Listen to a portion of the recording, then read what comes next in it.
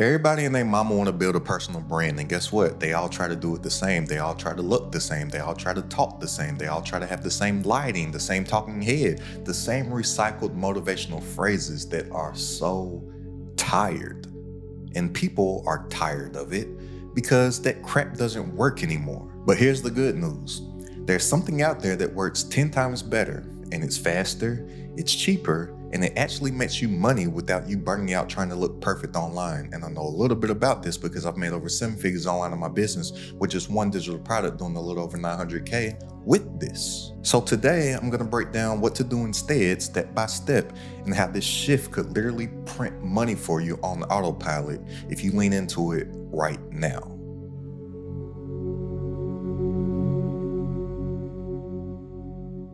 Let's talk about the death of the personal brand as you know it. Look, for years, gurus talked about get a good camera and good lighting and a good microphone and record yourself all the time saying motivational phrases like you're some preacher or something like that.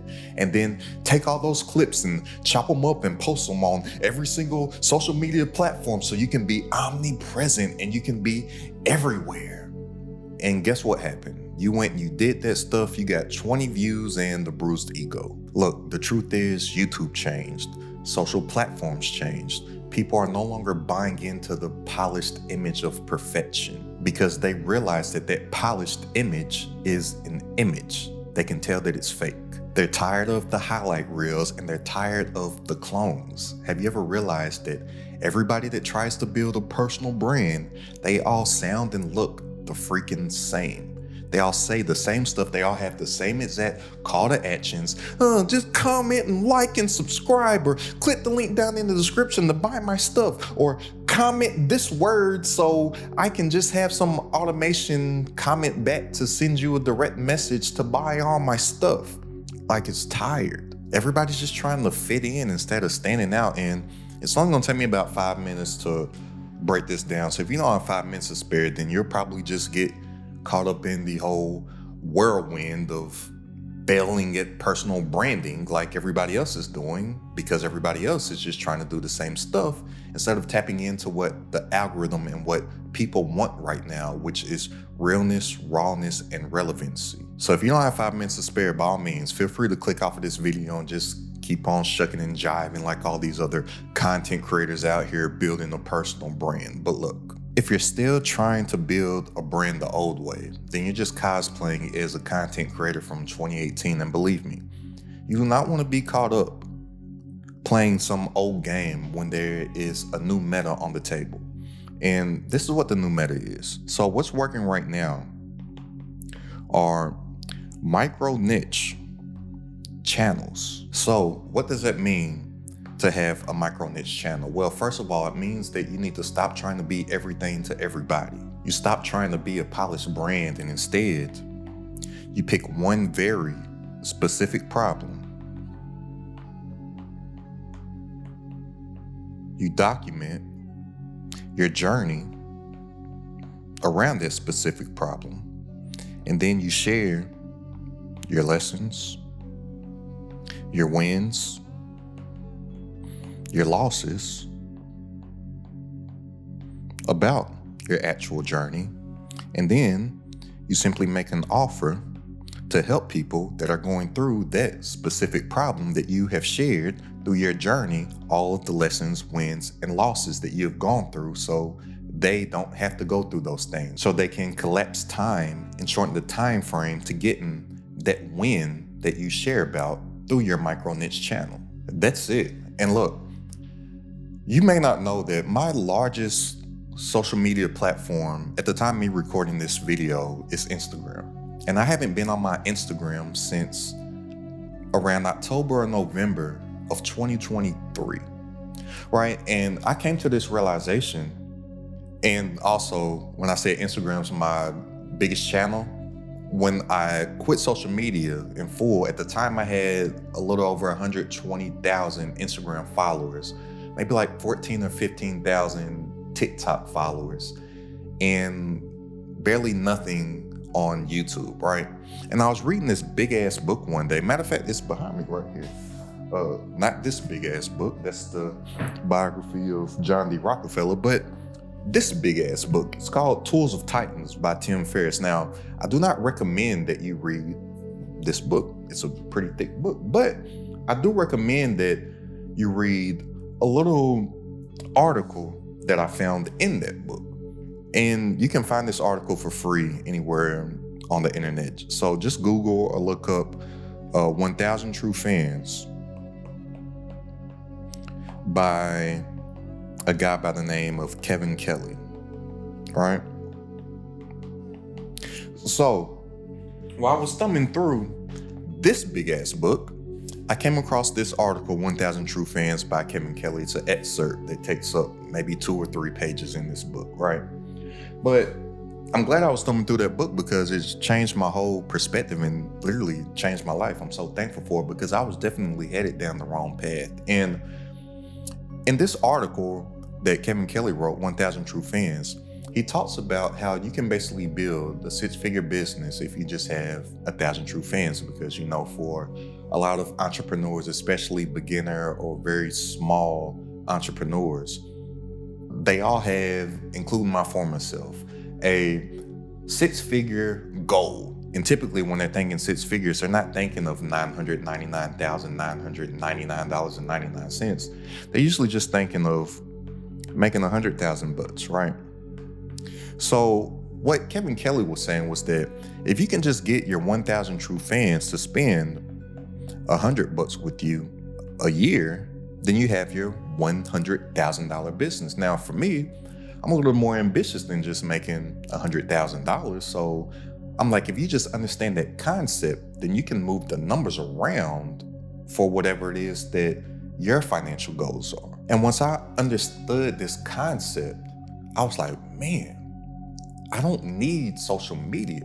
For one, social media is exhausting. Like, I was posting 3 to 5 times per day. Plus I had this strategy where I would post infomercials every single night. So another 3 to 5 posts overnight when most of the world is asleep, just for the people that happen to be up at night. And then by 6 o'clock in the morning, I would delete all those infomercials and still do the 3 to 5 posts for the next day, all while going live again and responding to DMs. And man, I do not miss that life at all. But I was like, okay, if I know that I only need 1,000 true fans, right? And like I said, that's just the concept. I don't necessarily need 1,000 because it depends on what your offer is for your micro niche audience, right? It depends on what the specific problem that you're solving for that particular micro niche. So just with the concept of it, I'm like, I might not even need 1,000. I might only need 300, right? For the numbers that I initially set for myself. I'm like, I only need 300 people. Well, let me just go and build a micro niche YouTube channel from scratch, leave social media behind, and I can probably make more money with a smaller audience with a micro niche YouTube channel than out here building a big personal brand and just getting a bunch of attention. And most of that attention is just being entertained, or they're claiming that they're learning when actually they're just doing mental masturbation and just scrolling and learning and learning and learning and learning and never taking any action. But the people that are going to take the action and the people that are actually looking to learn something, where are they going to look to learn? Somewhere where they can sit there and watch a 10, 15, 20, 40-minute, 1-hour video of me actually breaking down something step by step, or a 32-second soundbite. I think the more serious people will be over here on YouTube. And YouTube is not only the biggest streaming platform, because if you don't know by now, YouTube has taken over HBO Max, Netflix, Hulu, Amazon Prime. It's the biggest streaming platform, period. But YouTube is a search engine. YouTube is actually the number 2 biggest search engine on the planet, right? Google's number 1 and Google owns YouTube, which is number 2. So think about when you're looking to actually learn something, or if you are looking for the answers to a specific problem, where do you go? You use that search bar on YouTube quite frequently, don't you? And then you can also get external traffic from Google, because think, if you type something in Google, have you not noticed that YouTube videos pop up on Google also. So not only can you get direct traffic through YouTube search bar, you can get external traffic through Google search bar because Google owns YouTube, right? So I made the decision in October or November of 2023 that I'm just gonna go all in on YouTube and I'm just gonna make a micro niche channel. But before I do anything, I typically go on a really deep dive in research, right? Because if I can just find some examples of other people that have done it, then I know for sure that I can do it. And usually for me, because I'm pretty confident in myself, I only need to find one other person that's doing the thing for me to be like, oh, I can do it. But when I started to do my research on YouTube, I came across so many channels that did not have a lot of subscribers, but that were making way more money than people that I know on social media that were building personal brands that literally have millions of followers, and even people that are focused on personal branding on YouTube that have millions of subscribers. I found all these little micro niche channels that were making way more money than them with a way smaller audience. And those channels that I found were exploding, not in channel growth, but their business was exploding because their videos just felt real, they felt authentic, and they felt conversational instead of like a production. And even if you just think of productions, even on the entertainment side, why do they make these higher produced content for us? So they can put advertisements in there. And people, the consumer, you don't want to see that stuff. Think about that. Do you ever buy anything from somebody that has a huge audience that just pops up and says, and this video was sponsored by some shit that I don't use. And this shit that I don't use is so great. And it's so great because they're paying me. So use my link so you can buy some shit that I don't use so you can use it. Like that feels like a produced commercial instead of somebody just sitting there adding true value to you. And if they have an offer, genuinely offering to help you. That's why these micro niche channels work. Just think about it. People, they don't want another overly produced stage. They want to learn from people that are actually in the trenches doing it in the now. So actually, let me just bring up YouTube and I'll just show you some examples of some people that I found initially in my research. So actually, one of the first guys was this guy, right? This YouTube channel is called Crypto Labs Research. You can see right now, he doesn't have the biggest channel. I know to you, it may seem like having 36,000 subscribers is a big YouTube channel, but in the scheme of YouTube, this is a very small channel. And if he's been making videos for, let's see, the oldest video, 3 years now, I'm telling you, if you just do YouTube and build a micro niche channel consistently for 3 years, it will be hard for you to not get 36,000 subscribers, right? But the subscriber count isn't the thing. What I'm talking about is the business model that I discovered that this gentleman had from this small YouTube channel. So when I first discovered this YouTube channel, he only had a few thousand subscribers. Like I believe he only had about maybe 3,000 to 5,000 subscribers. But from those 3,000 to 5,000 subscribers, he had built a $30,000 per month business. And that's typically a benchmark that I set for myself in anything that I want to get started in, or if I'm going to take any of my time, energy, effort, money on working towards. I'm like, okay, can I make $1,000 a day with this, which is roughly around $30,000 per month, right? So initially, from this small channel that only had about 3,000 to 5,000 subscribers, maybe a little more, maybe 6, but still a few thousand subscribers, he had a $30,000 per month business. Why? Because he built a micro niche channel about a specific niche within crypto. I don't know anything about crypto. I don't watch this channel. I don't have any interest in crypto, but I was just looking for examples of people that were being very profitable off of building a micro niche channel on YouTube. This is one of the first ones that I discovered because he's tapped in to his, I lost my writing here. Where was it? Anyways, I said the 1,000 true fans. He's tapped in to his 1,000 true fans, but for him, he didn't need the 1,000. For him, he only needed 300 people because his offer is a membership that he has, which is $97 a month. So if I just round it up to $100, $100 times the 300 members, that's the $30,000 per month. Handwriting getting a little shaky here. $30,000 per month business that this individual had, right? So just think about that.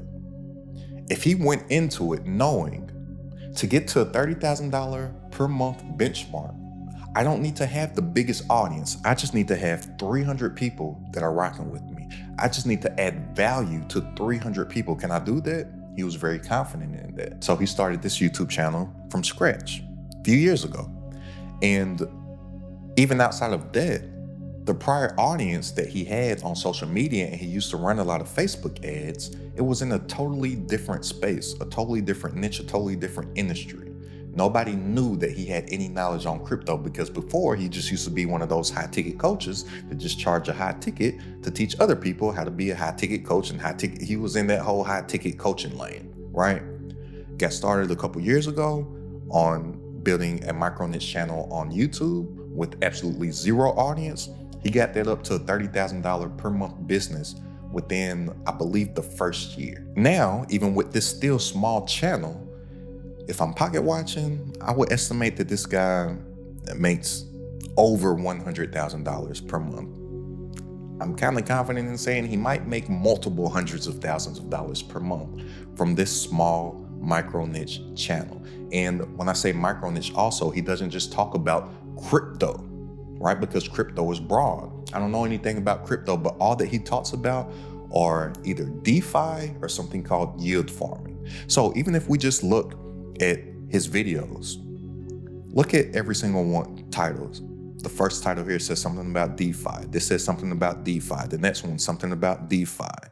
Then the next one, something else. A couple that doesn't say something about DeFi. Now something else says DeFi. You'll see if you just go through his videos, everything is going to be something about DeFi or something called yield farming. I have no clue what those are because I'm not into crypto at all. But the people that are into that know what that is. And guess what? That's all that this gentleman focuses on serving. So somebody else that I came across, I'm just going to give you a couple of examples of some people. What was this kid's name? Yes, this gentleman right here. Small channel, only 6,000 subscribers, but solely from the traffic of this YouTube channel that only has 6,000 subscribers, he has hit 6-figure months because he knows who it is that he's catering to, and he knows how many quote unquote true fans that he needs based on the price of his actual offering, what it is that he's offering to that audience. He doesn't have to go and get the most views. He just has to get the right views. Another example, somebody that's in the fitness niche. That's this gentleman right here. I don't know why it's not popping up. Let me hit it. Okay, it's not letting me hit it. This gentleman right here. He has a YouTube channel with almost 500,000 subscribers, 461,000 subscribers, but he started another YouTube channel from scratch. Way smaller audience, right? Because he realized as of right now, this YouTube channel only has 45,000 subscribers. Not the biggest YouTube channel. He's just recently started this up within the last year. But what he had realized off this channel that has over 400,000, almost 500,000 subscribers, he realized that he was talking to the wrong people. He wasn't talking to the people that would take his actual offer. He got caught up entertaining people and building a personal brand. Well, he started this channel from scratch last year, and he only makes videos for people that will take his offer. And I could keep going for days and days and days, literally, on all these channels that I came across originally in my research when I decided to go all in on YouTube and build a micro niche channel helping a specific person with a specific problem. But I want to get on with this video so I can show you how you can do the same. And something else that I need you to get out of your head right now also, a lot of people, they think that they have to have some type of highly produced, highly edited professional looking content when every single channel that I came across, including my own, it's not anything special. Like those channels that I showed you, a lot of the times it's just screen records, not even from a great camera or anything like that. Like the crypto guy, all his videos or screen records of him like on Zoom or something like that. Me, I'm just sitting here as a handsome individual scribbling on a whiteboard, right?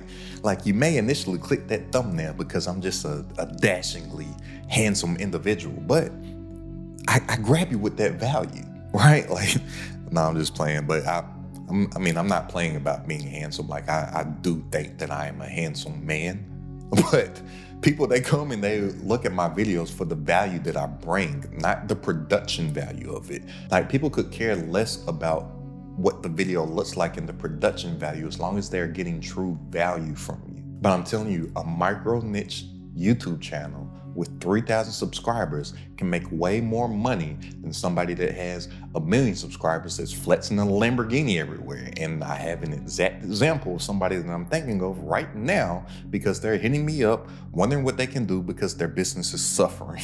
But this is how new creators are blowing up from scratch, because YouTube is rewarding relatability, not perfection. So let's break down how you can do this, and there's 4 steps to it, all right?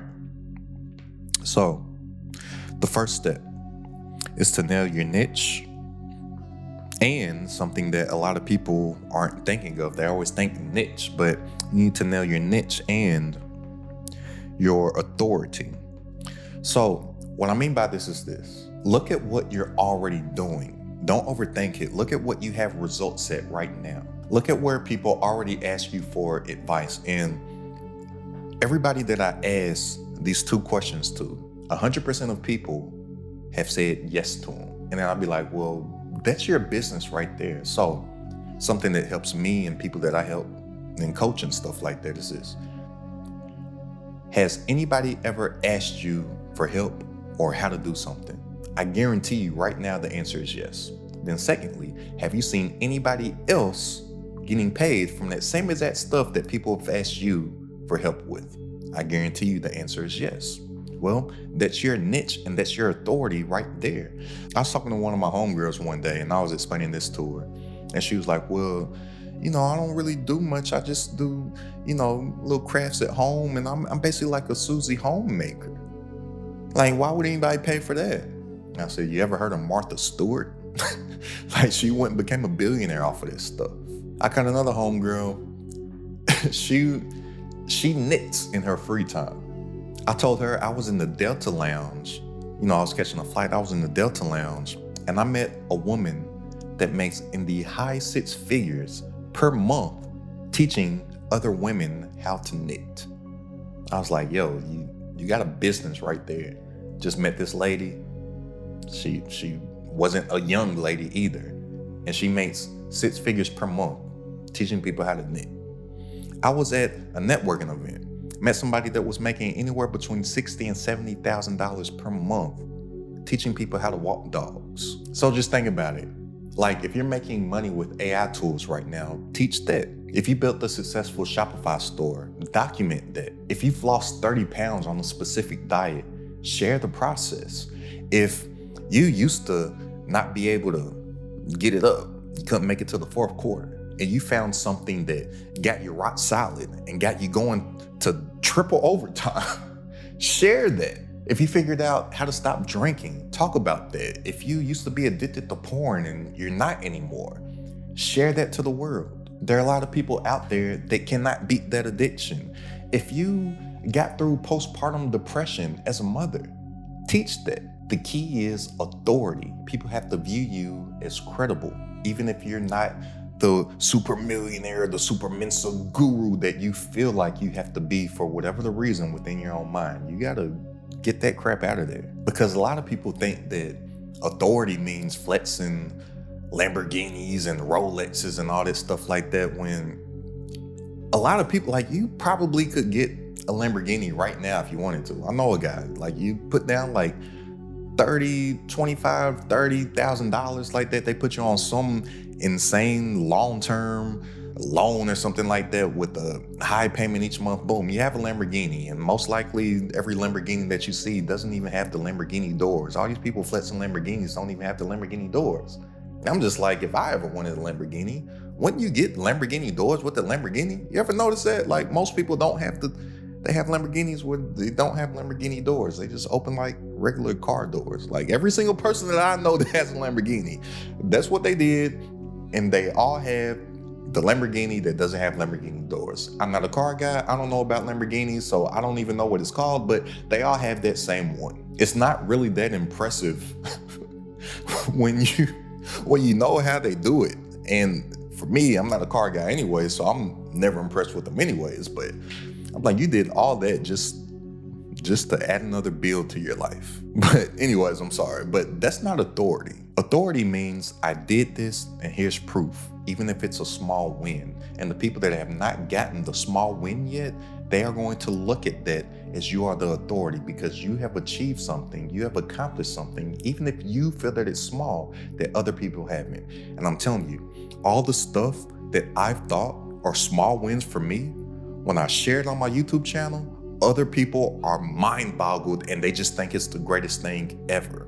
But to me, a lot of the things that I talk about on my channel are small wins. So I'm telling you, those small wins that you have accomplished may feel small to you because you lived it, you went through it, but there's somebody else that hasn't even gotten there yet that is going to be like, they're going to be amazed at something that you just think it's just something that you just do every day without a second thought. People relate to small wins. Don't hide them, share them. Now, the second step is to build an outlier list, right?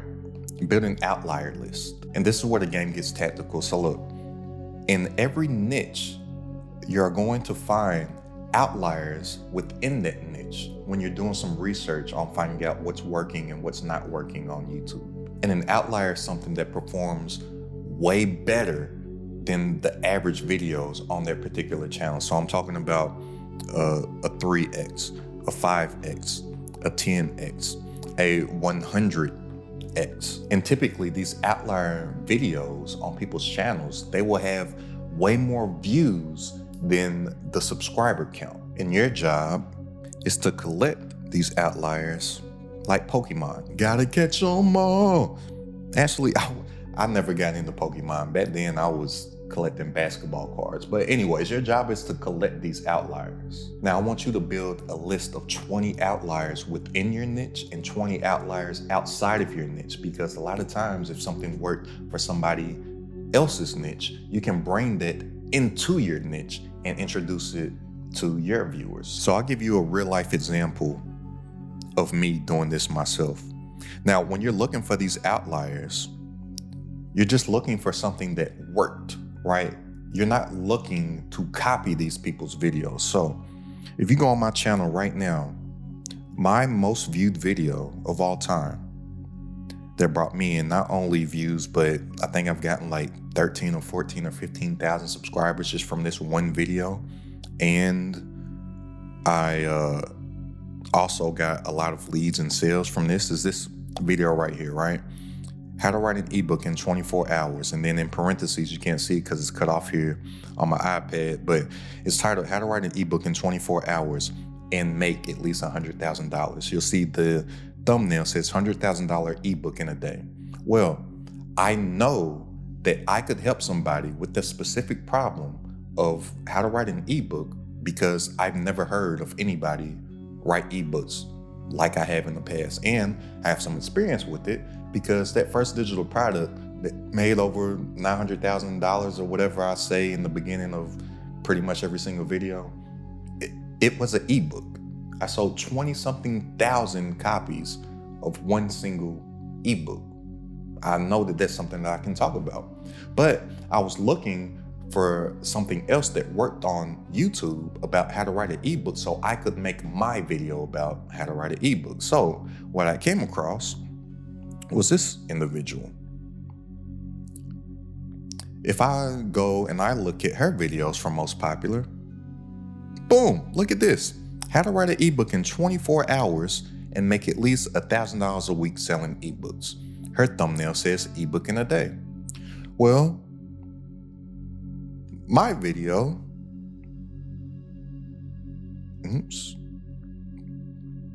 how to write an ebook in 24 hours and make at least $100,000. I saw her thumbnail said ebook in a day. I put $100,000 ebook in a day.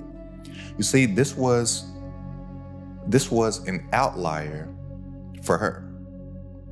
Now, I didn't copy the video at all, didn't even watch the video, but I copied the packaging, right? And then once I saw my video did well, I saw that there was another woman, she copied me. And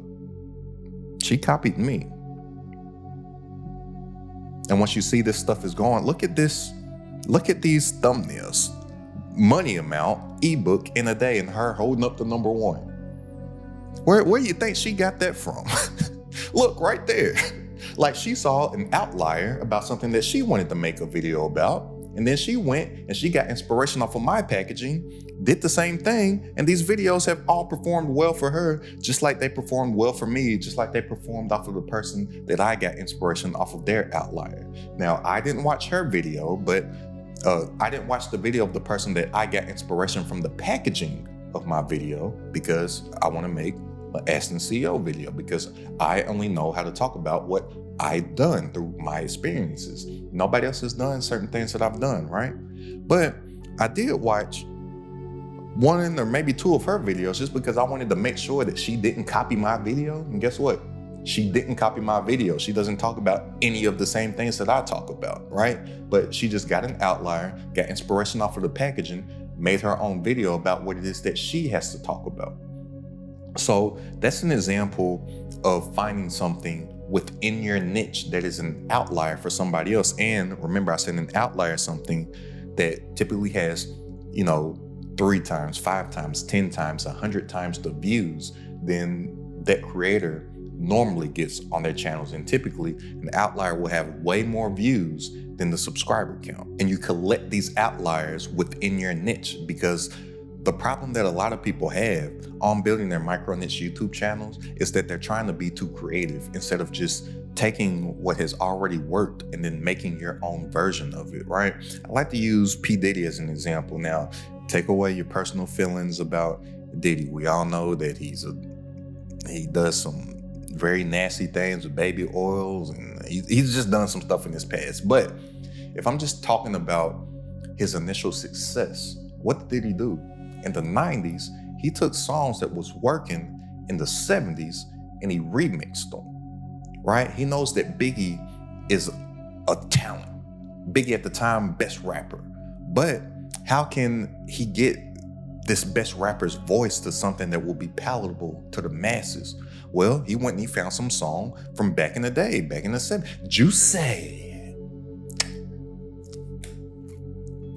Juicy food. Dum, dum, dum, dum. Yeah. Juicy. Right, he takes that, remixes it, puts Biggie on it. It was all a dream. I used to read Word Up magazine. Salt-N-Pepa and Heavy D was in the limousine.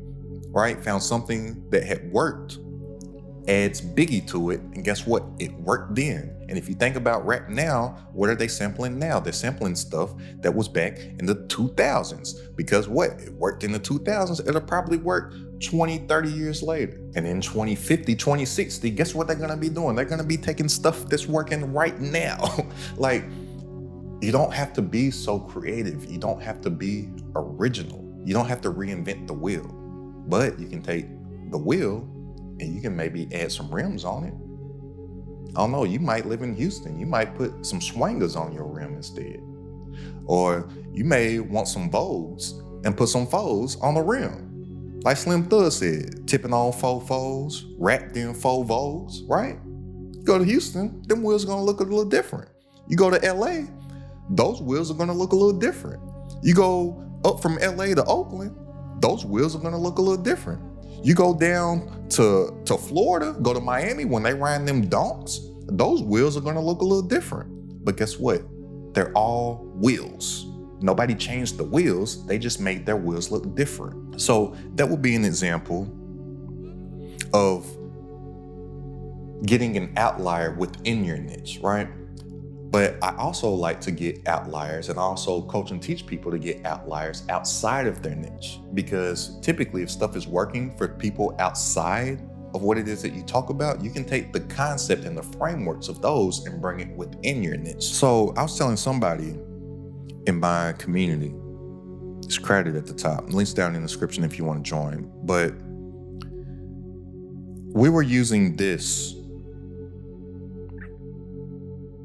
as a example. Where is it? This video right here.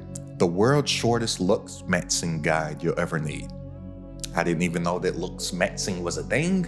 It's not for me, but I was using this video as an example of how you can take an outlier outside of your niche and you can apply it to yourself. So if I click this channel here, this channel, not the biggest YouTube channel, 56,000 subscribers, but this video of the looks maxing has 707,000 views. Their most viewed video also. Big outlier. Well, you could talk about what it is that you talk about on your micro niche, and you could use this framework of the world's shortest, insert whatever it is that you talk about, guide you'll ever need. And if I just put in the search bar here, the world's shortest, let's just put in the world's shortest guide. I'll be shocked if other people haven't used this. The world's shortest guide. Look right here. Somebody that talks about YouTube Shorts, the world's shortest YouTube Shorts guide you'll ever need. 467,000 views. Let's go look at their channel. Oh, this is a very small micro niche channel. 9,000 subscribers.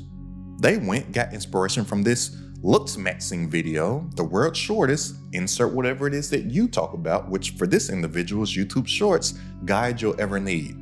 Outlier. Let's see something else. The world's shortest guide to becoming a polymath. I don't even know what a polymath is, but let's check out the channel.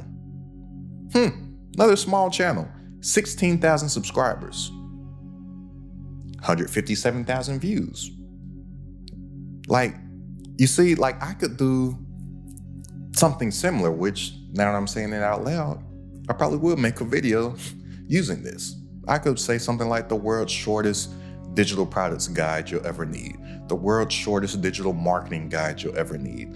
The world's shortest micro niche personal branding guide you'll ever need.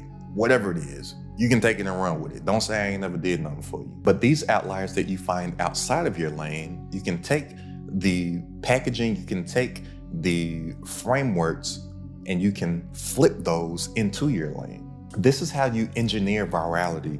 And another thing too, with this, everybody wants to go viral, right?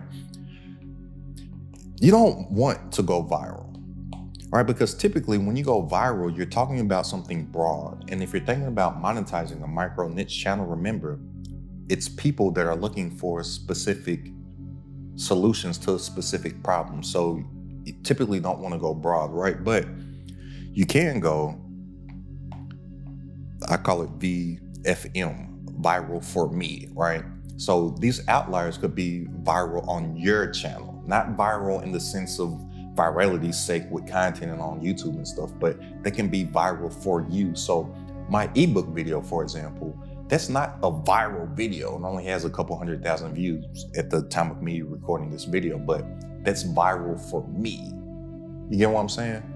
Now, building an outlier list of people within your niche and also outside of your niche, that's how you can engineer those viral for you moments. But you don't guess, you don't just post random stuff. You take proven ideas and adapt them to your micro niche. If you do this in a matter of time, one of your videos will take off and you will get that viral for you moment. But even outside of that, even if you don't get a lot of views, remember, we're not focusing on getting all the views. We're focusing on getting the right views. So me, I don't care if my video doesn't get a lot of views for what people think are a lot of views, because I know with the type of content that I make, 100% of my views are all people that could be led into my offer. I know that I'm getting in front of 100% of the right people. I don't make stuff that could possibly get the wrong audience. I only want you to watch my stuff. That's why I only make stuff for you. Now, the third step is to create your offer. Now, this is where the money comes in. Now, remember, you don't need millions of views. You don't need 100,000 subscribers. What you need is an offer that turns your content to cash. And when you're thinking like this, you're thinking like a contentpreneur. That's somebody that uses content to drive traffic to their business. You're not thinking like a content creator. And content creators are thinking of getting the most views possible so they can get paid from those views. How? By putting ads on your video. So you want other people to pay you to promote their business instead of promoting your own business off of the value that you already do have. And then if those people decide to not pay you off of one of those brand partnerships or something like that, then you have absolutely no income. And then even from the views on YouTube AdSense, they don't pay that much. Like, you would have to get a shit ton of views to make any considerable life-changing money just off the views on YouTube. Like, I know people that get way more views than me, and I actually make more money with my smaller channel just off of the AdSense, just because the type of content that I make. So just to give you a little education on this. So look, on YouTube, just as far as AdSense, you have two things. You have a CPM and you have an RPM. So CPM and RPM stands for cost per mil and revenue per mil. And mil is just a fancy word for 1,000, right? So the cost per mil is the price that advertisers pay for ads on a certain video. And then through YouTube's partner program, they bust it down somewhere like, somewhere around 50-50. I can't remember if it's 55-45 or I can't remember, but it's somewhere around 50-50, right? And then they split that with the creators. Well, with me being in a business niche and a make money niche, I have high CPM. So right now, at the time of me recording this video, my CPM is like around $60. But most people have small CPMs compared to, it all depends on what your niche is. So like a lot of people, they have CPMs that are like $4. Right? They have CPMs that are like a lot of people think like a $7 CPM is high. Whereas I have like a $60 CPM. So when they bust it down, my revenue is higher than these people right here just because of the type of content that I make. So that's why even from a view standpoint, you don't want to have a business strategy of just getting a lot of views. That's why people go on like websites like Social Blade. If you're not familiar with Social Blade, and Social Blade is super wrong on this stuff. Like, I have people that email me literally every day talking about, oh, I can help you make more money on YouTube because I checked your Social Blade stats and you don't make that much money. Yeah, because Social Blade doesn't know my CPM. So they're going off the average CPMs that people have between like $2 and $7 like that. Then they're looking at the views that I get on a monthly basis and they're thinking that that's all the money that I'm making when I could care less about making any of this money right here. Like, maybe I shouldn't say that. Not that I could care less, because who wants some extra dough? But I'm not a content creator. I'm an entrepreneur that uses content to drive traffic to my business. I'm a contentpreneur. Look at all this stuff like marketing. And when you're thinking like that, you're thinking of driving the right eyeballs and the right traffic to your offer, which is the third step. And your offer should be tied directly to your niche. Like, I know it sounds pretty simple, but you'll be shocked to find out the amount of people that can't understand this simple thing right here. So it's like somebody will have a channel for stay-at-home moms to cook recipes, and then their offer will be something about a weight loss challenge. Like, why don't you make an offer for moms in the kitchen instead of starting some weight loss challenge or a book club or something like that? And then they wonder why they don't make money. It's the simple stuff that works. like just keep stuff as simple as possible in your business and you will be successful. And the price of your offer, it doesn't matter. listen, price is only an issue if value is absent. So if you want to have a low ticket offer, cool. I've made a lot of money with low ticket offers, but I do recommend that you have a system in place behind that offer to where you can monetize after that initial sale, right? Something that has upsells, downsells, order bumps, cross sales, and whatnot. Because with low ticket offers, amateurs make money on the front end, experts make money on the back end. So all the money to really be made on a low ticket offer typically comes on the back end, not so much the front. If you have a high ticket offer, typically you'll have to add some other added level of friction, just because you probably just giving it a buck with you probably won't sell something for $5,000 directly off of a YouTube video. So for that, you probably have to do some email marketing. You may have to do some webinars or something like that. If you want to offer a community, depending on the price, you could just make a straight call to action to join your membership or your community, or you may just want to give away a freebie, lead magnet, something like that, gather some emails, do some type of follow-up sequence as far as emails and whatnot. But as far as the price of your offer, it doesn't matter. Price is only an issue if value is absent. It's the value there. That's what you need to worry about. But when you're thinking like this, suddenly you don't care if you only get 5,000 views on the video over a 2 or 3 month span. You don't care if you only get 1,000 views on a video within a couple weeks or within a week, or you don't even care if you only get 272 views on a video. Because a micro niche channel on YouTube where you're focused on fixing specific problems for specific people, well, guess what? Those specific people are going to always be having that problem. There's always going to be new people that are having that problem also. So if you focus on building a catalog of content on your micro niche channel, well, you're going to have this compounding effect over time. And all these videos are going to be getting those views over time. And every single one of those views are going to be the right view for the right specific person that is going through the specific problem that you have the specific solution for, right? Like everything's going to compound over time. And all these little videos over time are going to be getting views on a daily basis, because the few people that click and convert are way more valuable than ad revenue. And then the fourth step, and this is where so many people fall off, and so many people struggle with this. But the fourth step is consistency and timing. Nobody seems to be able to do this. They'll pick a niche, they'll build an outlier list, they'll create an offer, maybe even build a funnel, but they can't stick with it consistently over a period of time. They post a couple videos, get discouraged, and quit. They post a couple videos, get distracted at all the other videos that are getting a whole bunch of views, and then get discouraged because my videos didn't get any views. Well, do you want to be famous or do you want to be rich? Pusha T, he has this song that I love. He says, it's called More Famous Than Rich. And I believe that's the hook. Y'all want to be more famous than rich. Like, what are you in this for? The vanity metrics or the dollars? And now that I'm thinking of that song, I'm going to listen to that song right after I get done with this video. I think it's the dream on the creeping on you, seeming on you, sleeping on you, jogging, but yeah, you want to be more famous than rich?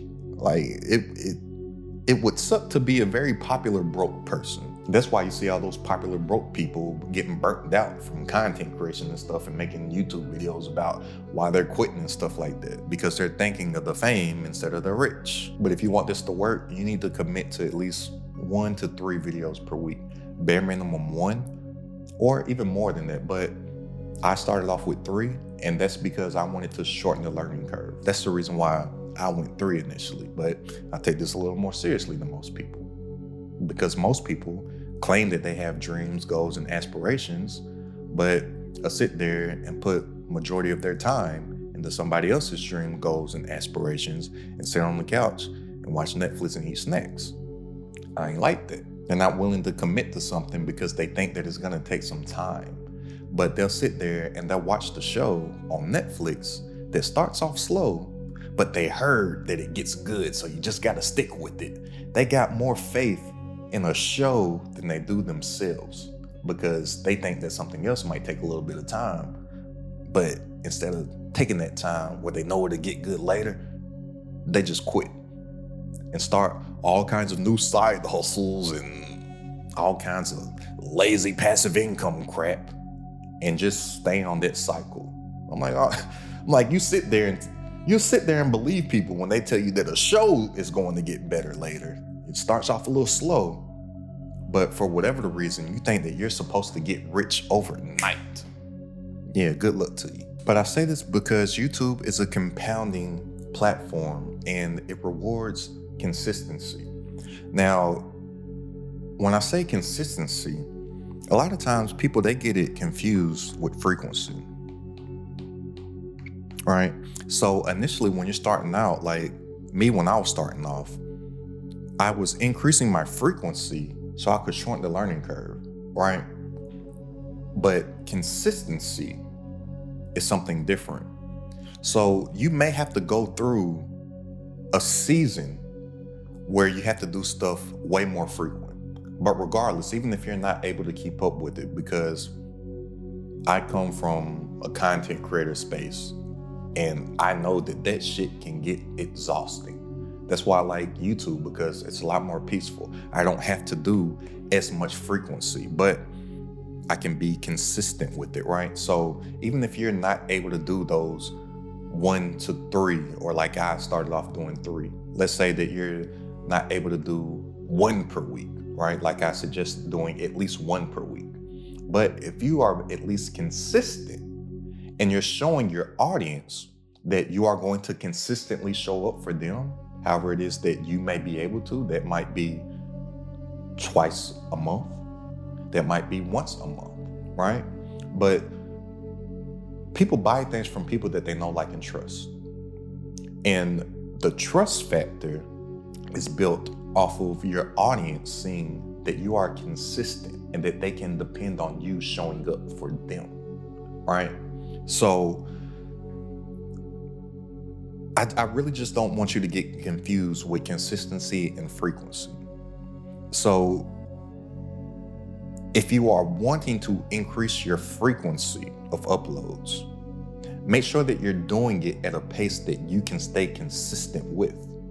Because the last thing that you want to do is up your frequency so crazy, and then you get burnt down, can't keep up with it, then you just disappear from everybody, right? It breaks the trust factor. Like, you got people to know you got people to like you, but then you break that trust because you stop showing up for them. But in certain spurts, you may have to increase your frequency just so you can learn faster, right? YouTube, it compounds over time. It doesn't need all these frequent uploads. Like, that's what I love about YouTube, is that it's not about the work that you do today being seen and getting leads and sales today. It's about that work that you do today getting leads and sales from the right views, weeks, months, and years to come. But the algorithm rewards consistency more so than frequency. You even see a lot of your favorite creators and people that you watch, like, they may post once per week. Somebody whose videos that I'm really watching right now, he's a new YouTube. He's worked behind the scenes on YouTube for a lot of people for years, but he's just started his micro niche journey. He only posts once per month, right? But I know that he's consistently going to show up that once per month. But the difference with him is that he did the frequency behind the scenes for a lot of bigger creators for literally years. So he did all his frequency behind the scenes, but now he's putting his own face out there and he's being consistent at it. But that's because he's already did the frequency behind the scenes for other people. So his knowledge is like here, that he knows that he can only make 1 video per month, and he's going to drive the right traffic to his business based off of his offer. But he's being consistent with that 1 video per month, and I'm willing to bet that he's going to be consistent over a long period of time. So the consistency and frequency thing, it's going to be at times uneven, especially if you're starting off. A lot of people, they're thinking that they can just do the things that they see a lot of more successful people doing, not knowing that those more successful people put in a lot more reps. They put in a lot more of the frequency to now be consistent at a much lower output. But I'm telling you, These micro niche channels are exploding right now. And when I'm saying exploding, I'm talking about from a monetary standpoint, from a business standpoint, from getting the right eyeballs to convert to their offer. And just like anything, it won't last forever. So I suggest that you stop waiting and start creating and building your micro niche channel while we're living in the opportunity right now. Because I'm telling you, the opportunity of a lifetime only lasts for the lifetime of the opportunity. So think about how many opportunities that you've passed on in the past to where you're like, man, I wish I would have did that. And that's how people stay poor.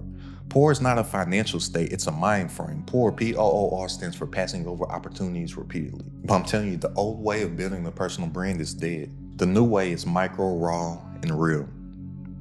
Where you pick a niche, build an outlier list, create an offer, and stay consistent over an amount of time. I'm telling you, that's how you print, like literally print money on YouTube, just like all them that you see on the screen right now.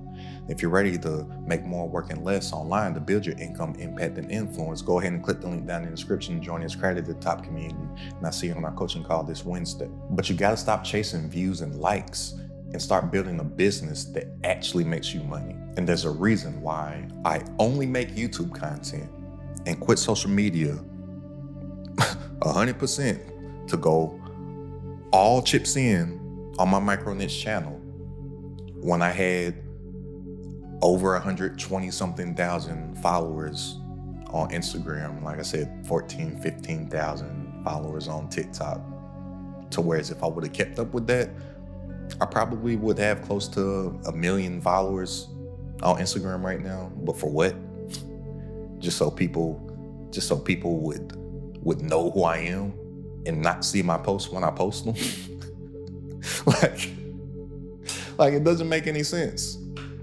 And if it don't make dollars, it for sure don't make no sense. So go ahead and click the link down in the description if you want to tap into the community. And I'll see you on our coaching call this Wednesday. Go ahead and check out this video right here on how to go from literally zero to $1 million. But it only works if you work it. It's Accredited at the Top.